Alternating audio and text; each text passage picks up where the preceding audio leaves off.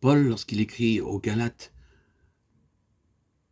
il leur dit qu'ils avaient reçu l'Esprit par la prédication de la foi, que Dieu avait envoyé dans leur cœur l'Esprit de son Fils, Galates 3, 2, 4, 6, qu'ils avaient par là même la vie de l'Esprit en eux, qu'il suffisait donc de le reconnaître et de le croire pour pouvoir aussi marcher selon l'Esprit, Galates 5, 16.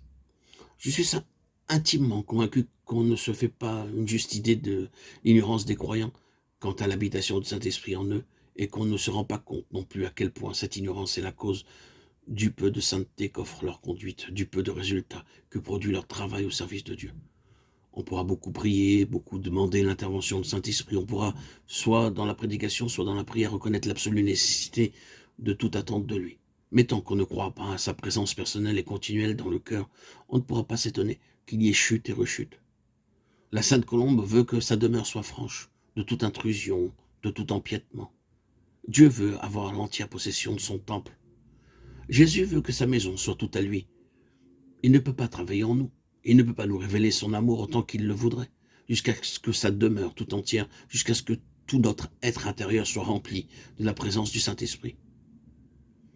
Consentons enfin reconnaître cette vérité, à mesure qu'elle s'imposera davantage à nous comme vérité divine, à mesure que nous comprendrons mieux qu'il ne faut rien de moins que la toute-puissance de Dieu pour la réaliser en nous, à mesure qu'avec humilité et renoncement à nous-mêmes, qu'avec foi et adoration, nous croirons plus pratiquement à cette promesse. Il sera en vous.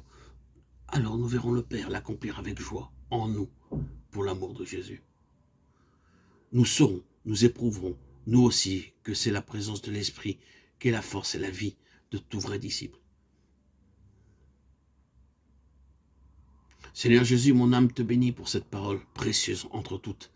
L'Esprit sera en vous. Avec humilité, je l'écoute.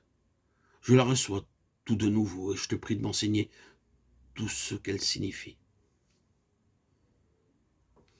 Je demande, et pour moi et pour tous les enfants de Dieu, de nous faire mieux comprendre ce que ton amour veut pour nous, de nous faire bien saisir que tu veux te donner si complètement à nous, que rien ne saurait te satisfaire mieux que de faire ta demeure en nous, d'être ainsi la vie même de notre vie. Et c'est pour le faire que tu as envoyé ton Saint-Esprit dans notre cœur, le chargeant de nous révéler ta présence, de manifester en nous la puissance de ta vie. Oh, divin Sauveur, amène ton Église à saisir cette vérité si longtemps négligée et perdue, à en éprouver le bienfait et à en rendre hautement témoignage.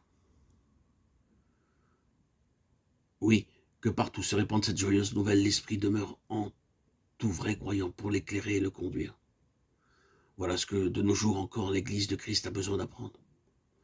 Enseigne-moi aussi, Seigneur, à vivre d'une vie de foi, ne regardant plus à moi-même, mais m'attendant à toi et toujours plus à mesure que par ton Esprit tu poursuivras ton œuvre en moi. Que d'heure en heure ma vie s'écoule dans l'humble et sainte assurance que l'Esprit de Christ habite en moi.